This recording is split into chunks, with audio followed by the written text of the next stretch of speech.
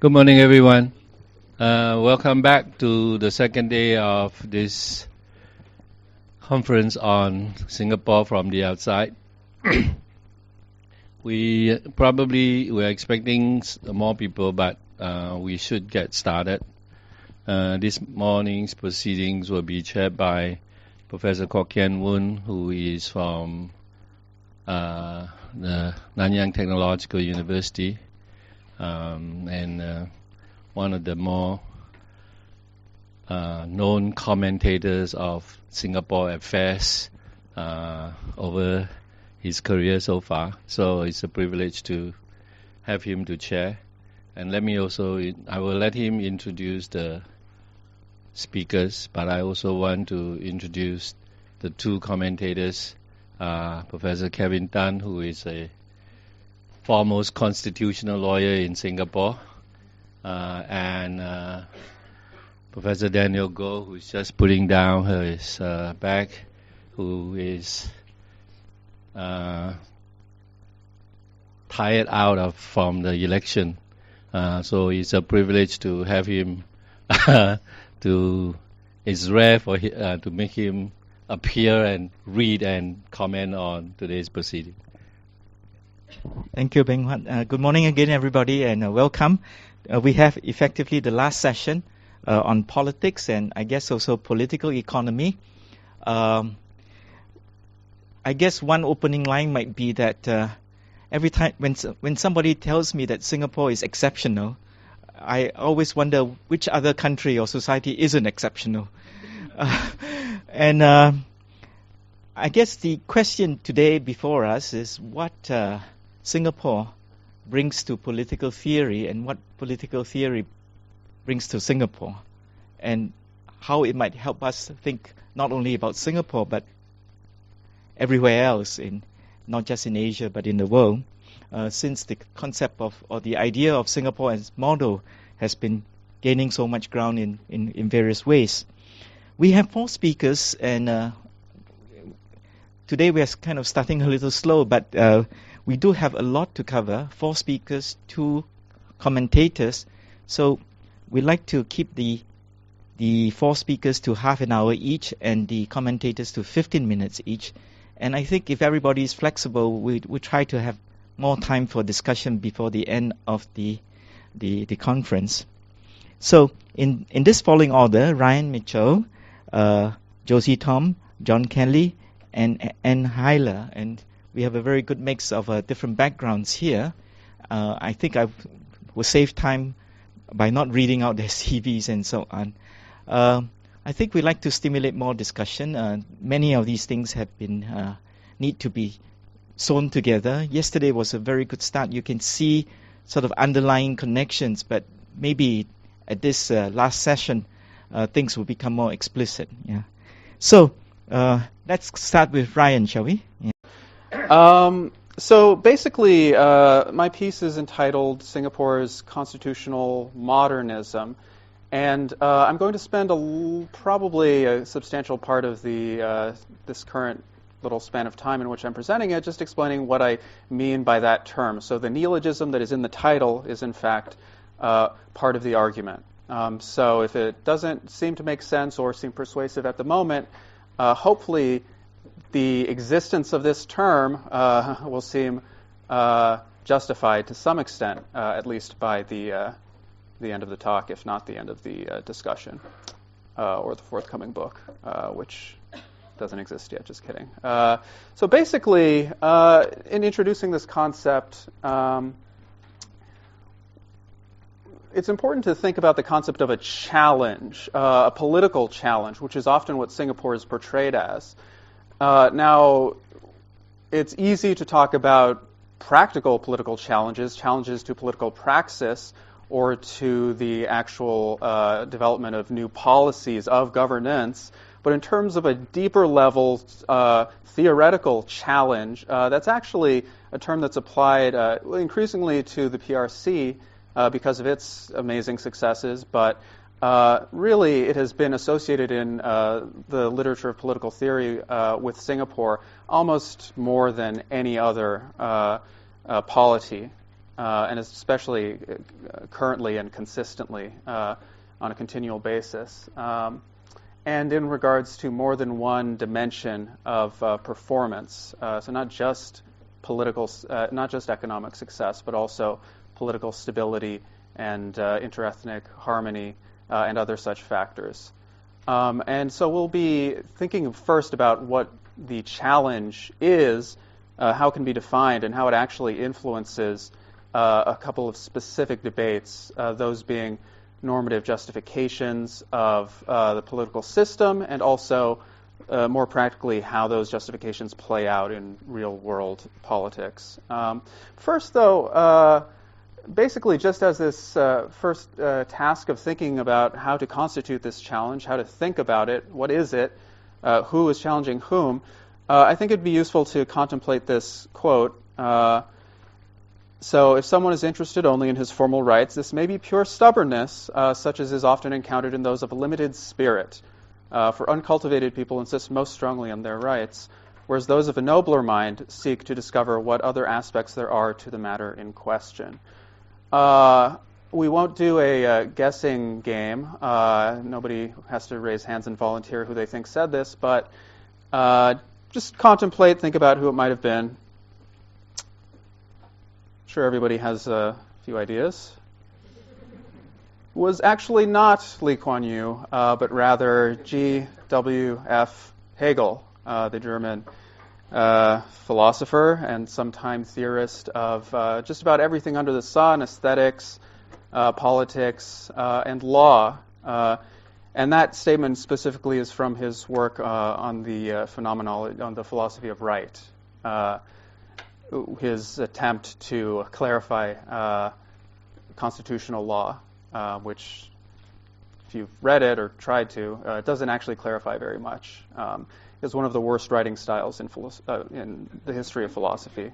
But basically, the challenge, such as it is not restricted to one polity, to Singapore itself, just based on its economic performance, right? The dimensions of the challenge that have been received in political theory often relate to, as I said, a whole range of holistic factors, and especially to the idea that there might be an entirely different approach, right, in a holistic sense, an approach to governance that is not that of the liberal tradition. Now, that is probably the strongest version of that challenge that you can formulate. There's a weaker version, which is actually the one that is easier to discuss in the academic setting, and it's the one that is most often presented, especially as something to be refuted in the political literature and also in law sometimes. And so that would be basically that Singapore has been successful even though there are illiberal aspects to its political system. And the word authoritarian is often thrown into such characterizations of the challenge, right, in this context. Even though either it is an authoritarian system or there are authoritarian aspects to Singapore's political system, it still has been able to succeed by various metrics, whether those be economic or otherwise. And so in order to refute that framing of the challenge, all you really need to do is say, well, here's some other thing that is essential to the Western tradition of liberal democracy based on whether it's political participation or concepts of the popular mandate of legitimacy. Often the issue is framed in terms of legitimacy. Or the constitutional protection of individual rights being the highest value of the constitutional order. Whatever, those rights-based conceptions basically are premised around the idea that negative definitions of rights are the highest values to be defended under the constitutional system, right? Freedom from some form of government encroachment. And so any system that diverges from that as its highest value, or supposedly highest value, is then in some way either inferior or not optimal, because that is the highest value, protection from the government. And so the use of the word authoritarian basically calls into the conversation that set of assumptions about what are rights, who owns rights. It's a property-based conception. Rights are basically my right against usually the government, but also potentially other actors to do things to me, right? Now, aside from the weak version of the challenge, there is a set of stronger versions, and these tend to focus on the idea that there is a specific translatable model of political order that characterizes Singapore, and that could, for example, be transplanted to other locations. And so here's where we start actually getting into specific normative justifications for Singapore's political order as it has been and as it is now, and as it has developed, right? And so these, again, often they are presented in a sort of straw man form in political and legal theory, but they are nonetheless invoked when the question is raised, what is this strong version of the model, the Singapore model, and the challenge it poses to this rights-based liberal conception, which is not unitary itself, but anyway. That's another point. So basically, you can either focus on the communitarian argument, which is that there is this set of specific communal values, Asian values, famously, which often there's some attempt to give that idea a little bit of content, some substance, focusing on social cohesion rather than the protection of individual rights, right? The idea that this is a value or a set of values at the same level as individual rights protection. There's a subsidiary version of that, which is probably a bit stronger and even more persuasive, calls to bear the different, actually, and not necessarily related argument, which is that within a community, a specific community, people are more free to develop and express their own process of personal will formation, development, education, etc., political participation, right? And so this actually calls to mind a sort of Hannah Arendt vision of politics as participation, as a process, right, rather than a set of metaphysical, unchanging systems. Now, I am far more sympathetic, just to get it out there early, to this latter version or framing of the Asian values argument. And I think that there is a lot there that can be discussed and explored that deserves far more attention than has been paid to it in the political literature. But I think that one of the early points that I'm just trying to make is that one reason why it hasn't been taken as seriously as it should is because there is this other version of a communitarian argument, which is just that social cohesion per se, having a community that is more or less undisrupted, is itself a value on par with individual rights. And so I think that basically as we go forward, we'll talk a little bit more about the communitarian argument, but I just want to early on distinguish those two variants, right? So basically what I'll be talking about in terms of the communitarianism that I'm dismissing is more that idea that the community per se has some sort of intrinsic and essential value, right? Now, in addition to communitarianism, there's also meritocracy. Meritocracy is a lot easier to make as an argument in a way that's comprehensible to just about anybody. Look at the empirical results, the performance.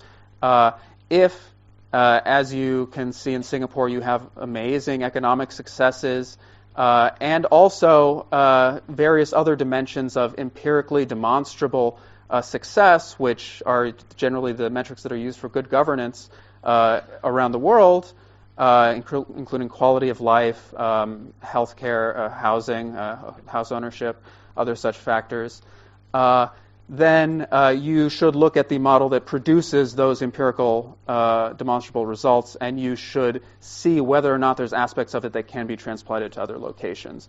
And so actually a lot of the papers that we looked at yesterday in the first session were actually looking at this set of arguments, right? What are the factors that can be transplanted, and how can you do so? And the ultimate underlying norm for that type of argument is just that the results are what matter, right? Now, basically, there's those two versions of the strong argument for Singapore as a challenge, right, to liberal conceptions of political ordering. And there's also the weak version. Recently, these have reappeared in the context of American constitutional scholarship, and they have done so in a way that I think is actually somewhat illuminating for the political side of things, partially because of some specifics of how legal scholarship is done, even running into things like the length of articles and the amount of often unnecessary detail and verbiage that has to be inserted in those articles, right? But it leads to a more specific set of arguments about just what are the concepts we're talking about and what is the relationship between them. So in this context, it has actually emerged in response to basically a set of ideas which was initially that Singapore is the exception that proves rules matter, right? So this was the title of one piece by Silberstein. And this was the argument essentially that you don't necessarily need a robust rule of law that is enforced by a constitution that is basically untouchable by most elected political actors and which follows the American model of separation of powers, for instance, or has other such Montesquieuian checks and balances baked into it. The argument was that essentially the rules, as long as you have rules that are generally abided by, regardless of how you get them, that is enough for you to have a successful, and basically this is a variant of the meritocratic argument generally, if not the weak version, which is just that Singapore has succeeded despite having a system that differs from the American separation of powers, right? Either of those two variants of this argument have been advanced in the legal context. And that was challenged really only very recently by Mark Tushnet at Harvard, who has now decided to sort of interrogate this question and to advance the idea that, in fact, Singapore is a constitutional type, authoritarian constitutionalism. So this idea essentially rules out first the weak version of the challenge.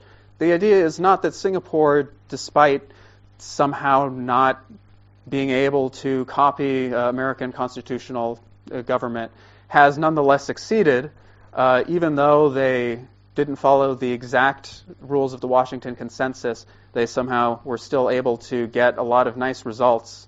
That would be the weak version. But this argument by Tushnet is actually that this is a model of the relationship between constitutional authority and the political order as a whole, as well as society, right? And the idea is that you have the mere rule of law, which is basically just being able to predict what the legal system is going to do to you in any given situation, sort of going back to Oliver Wendell Holmes' bad man theory of law. What is the basic function of a legal system? Just prediction. You know what is supposed to be done by the courts to you if you commit certain conduct. And even if you are a bad man, a bad actor in society who doesn't have the interests of the whole at heart, you nonetheless are able to predict how the legal system will react to you, right? So that's the mere rule of law. If you have that minimum, and you can also define it to include more specific substantive issues like physical, the absence of torture or being able to provide due process to various degrees. The idea is that authoritarian constitutionalism has all of those features, but also has some additional normative commitment by the authorities that they will behave in a more or less constitutional manner, and that they will not diminish people's existing freedoms under the constitutional order, right? That they will not suddenly reverse major standing principles, either by revising the Constitution at will or by engaging in other activity that serves to deprive people of the freedoms that they had been enjoying, right? So this is the idea that there is a normative commitment. And in his view, it's to the Constitution per se, or to constitutionalism per se, behaving in this more or less framework of Constitution-bound political praxis. Silverstein has responded with this disagreement, basically saying that Singapore is constitutional. It certainly does have these robust rules that are basically followed, and the legal system is predictable, and it is in fact exemplary, even compared with many countries that are more explicitly identifying themselves with a Western liberal democratic model. However, it is not constitutionalist because there is not a normative commitment either by the government or just in terms of the social body as a whole to constitutionalism in the American sense of holding the Constitution itself as a value, or having the army swear oaths to the Constitution, for example, or having these popular constitutionalist movements like the Tea Party, for instance, where the document itself serves as the source of meaning and as the motivator for political change when there is such change, or movements for such change. And so Silverstein's point is basically just that if you want to identify the normative foundations of the existing order, you need to do so by reference to something that is not just the Constitution or to constitutionalism per se, but rather to some specific content. And so basically my intervention here is to try and speculate as to what some of the sources might be for that content. What are these sort of normative foundations of legitimacy that are informing the constitutional order, that are not just having the order itself, right, but rather some more specific content that that is attributed to it. And partially this is in terms of explicit goals, but also in the immanent sense of just popular imagination and self-understandings of the rule of law and politics and what it means for the individual in society. And so basically, due to the high level of abstraction of those topics, I've tried to adopt a more or less pragmatic, in the philosophical sense, approach, which is that any concept has meaning only in terms of specific conduct that that is manifested and empirically observable, that results from that concept, right? In fact, you can only define a concept in terms of specific conduct, right? So I think this is basically a relatively straightforward idea, but it serves only as a corrective to the high levels of metaphysical abstraction that a lot of both political and actually especially constitutional debate can indulge in. So maintaining the pragmatic view.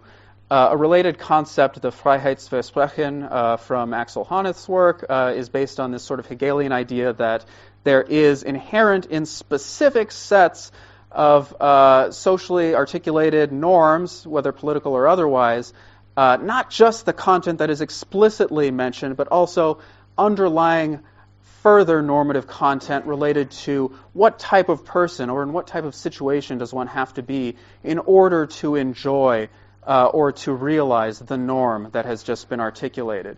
So now, Honneth's work articulates this idea in the context of the market economy. So rather than viewing the market economy as this essentially alienating and exploitative system, we can see that the market economy sort of presumes that there are these sort of rational economic actors who are thus normatively supposed to, within that framework, enjoy a certain degree of freedom of contract or ability to develop one's talents or to achieve self-realization within the market-dominated civil society, for example.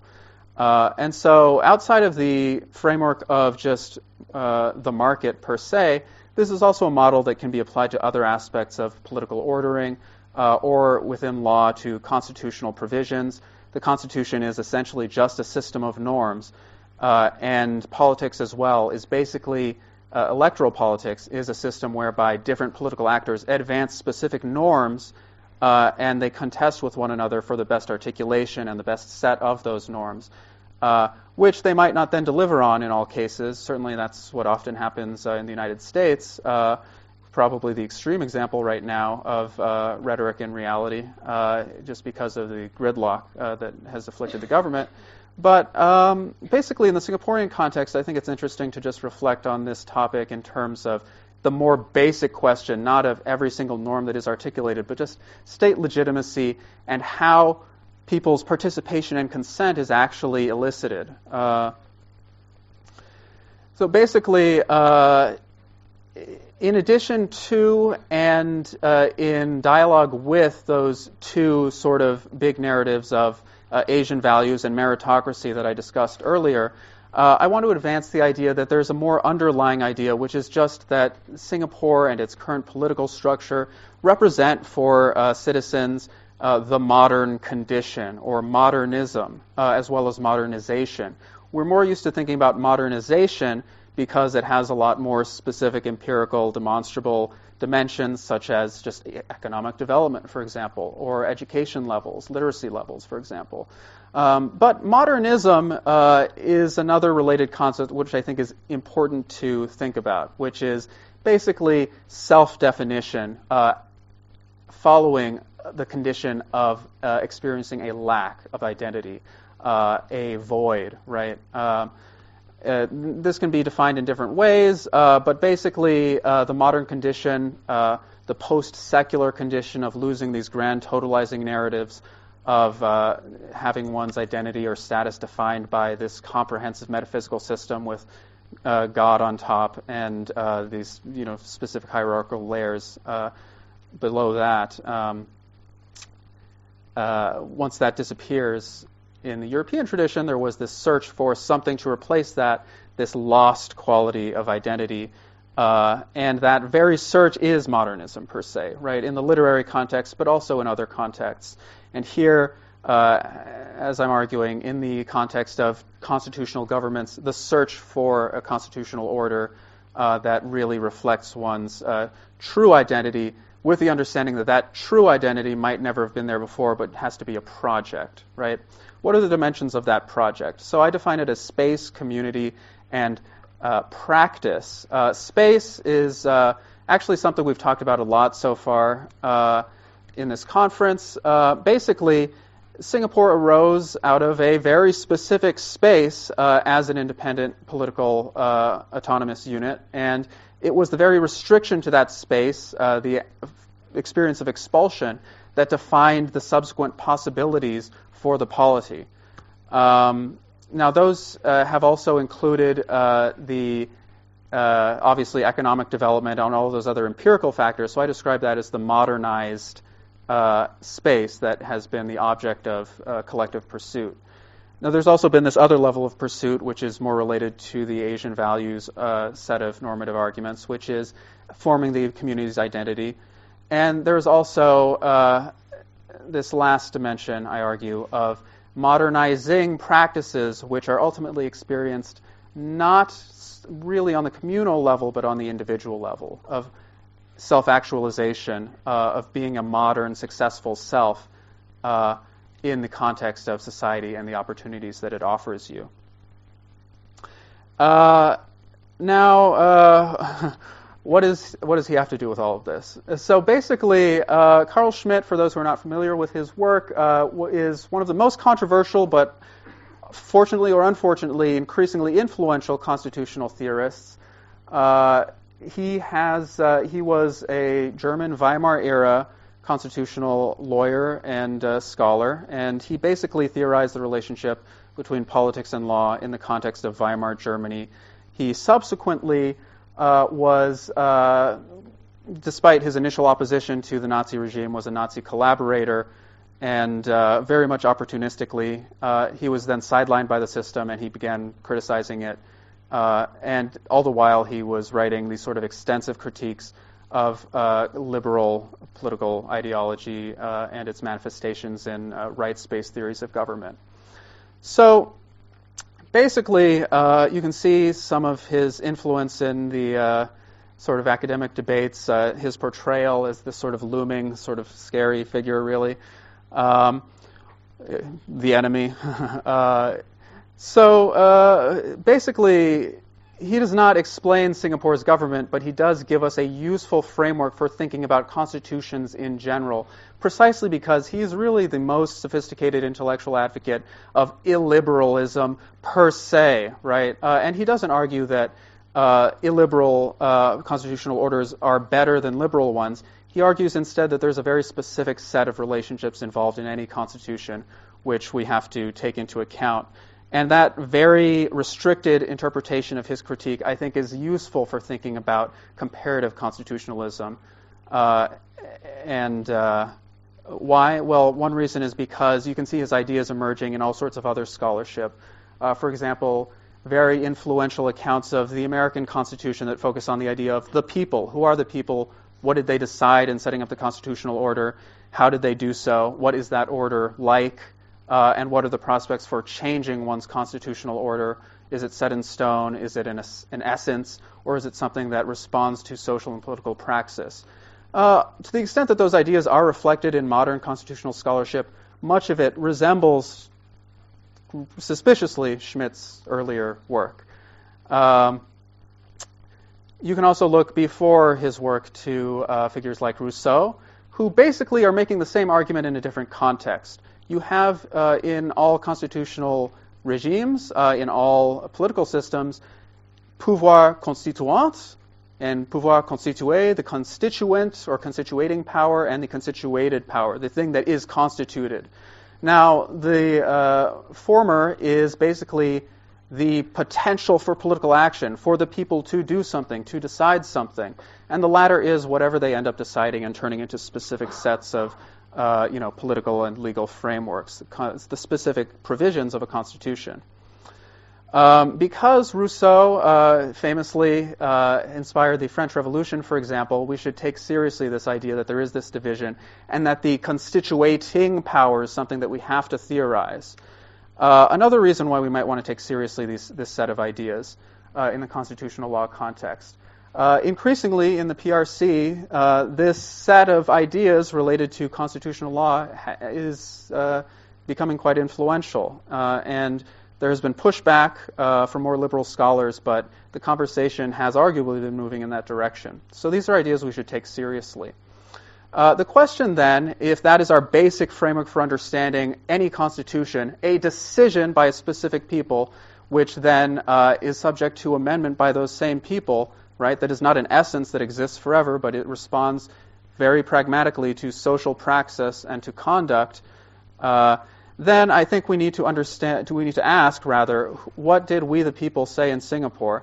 And we need to remember that they weren't deciding necessarily for specific essences, right, for specific names, abstract concepts, but rather for very practical sets of conduct and specific forms of behavior, results, and personal possibilities, right, those possibilities of personal freedom. Is it Asian values? Well, I argue that Singapore doesn't have a mainstream Confucian ideology that is expressed as such. There is this sort of more fundamental distinction, perhaps, stemming from Confucian thought between he and luan, between peaceful harmony, harmonious order, and chaos. But this is really ultimately just the same as a negative conception of rights, right? This is freedom from chaos, but it is not freedom to do anything specific, right? There's no concrete set of promises that are explicit in that idea. Meritocracy. Well, yes, meritocracy, I think, is quite specific in relation to the existing context of global capitalism and the possibilities of the market. You are free to develop yourself to succeed in the circumstances that currently prevail, to be a successful economic actor, and to continue to legally enjoy the fruits of your labor. But if this is any more than just the idea of political enforcement of existing market pressures, then that is also not something that is explicitly fully stated in the literature as I have found it, at least. Is it just capitalism per se with this additional set of Asian values-based arguments, or is there something more? And so I argue that both merit and community do, in fact, have this additional promise of freedom, and that if the people decided on something, that was what they were deciding on. Basically, I make the case for this idea that both of these goals, in fact, implicate the existence of a community and this collaborative process of realizing increased freedom for the individual not just freedom from, right, which would be the liberal model, but freedom to expand one's capabilities, to engage in this process of what Hegel called Bildung, and others before and after him, or personal self-cultivation of one's faculties, mentally, physically, socially, economically, all dimensions of comprehensive self-improvement and advancement, right? So I feel that Singapore has in many ways made this possible for its citizens, and that, in fact, the action of the People's Action Party seems to basically be allowing individuals to take action to better themselves and their circumstances in many, many ways, not perhaps all possible ways, but many of them. Now, I have some additional historical stuff here, which I think I don't have time to get into really, but I just want to finish by kind of calling to bear a little more of the modernist aspect of what I've been describing. This is a scene of beheading of a Chinese prisoner of war by Japanese troops during the First Sino-Japanese War. And this was a slide that was seen by the famous Chinese writer Lu Xun, which motivated him, in fact, to become a writer and to try to engage in this modernist project of redefining the Chinese people and the polity. And basically, that was this traumatic experience, right? The foundation for a modernist project of self-improvement, of self-realization. This is the gravestone of the Chinese author Yu Dafu, who was in Singapore for quite a while, and who basically wrote from a similar perspective of this lost or sunken national identity and the need to recover it. He also famously, or not that famously, but hopefully he'll become more famous, described Singapore in a really wonderful poem as this egg that was in danger of being broken, and he defined it as our egg, the egg of our southern lands. Now, this was an argument in the Chinese context of modernist Chinese literature made in 1942, but really it was an appeal to the idea that this special space had these untapped possibilities. Now, my final argument about the modernist dimensions of these dynamics is that we should view this set of imagined possibilities for Singapore, this possibility of self-actualization in this space, as being somewhat similar to Rilke's torso of Apollo, which ends with the famous line, "You must change your life." Now, this was recently explored by the German philosopher Peter Sloterdijk as being this sort of basic modernist statement. You see this wonderful ideal, in this case it's this classical statue of Apollo, and the message that you get out of it is that you are being watched by this piece of art, that you are being watched by this thing out there, and that the imperative is for you to change your life, right? I was originally going to recite the poem, but I think I'll spare you. So basically, I feel that Singapore's success, but more specifically, the normative foundations of its political and constitutional order articulate the same sort of argument. We have the capacity to order our space, our community, and our individual sets of possibilities and potentials. And this view from the inside is precisely that of Yu Dafu writing more or less from the outside because the polity didn't exist yet, which is that this is a space that really looks like a set of untapped possibilities. You can't define it necessarily from the inside or from the outside. All you see is this shell. You don't know what is gestating within it. But ultimately, the modernist imperative is that it is the individual that provides that meaning.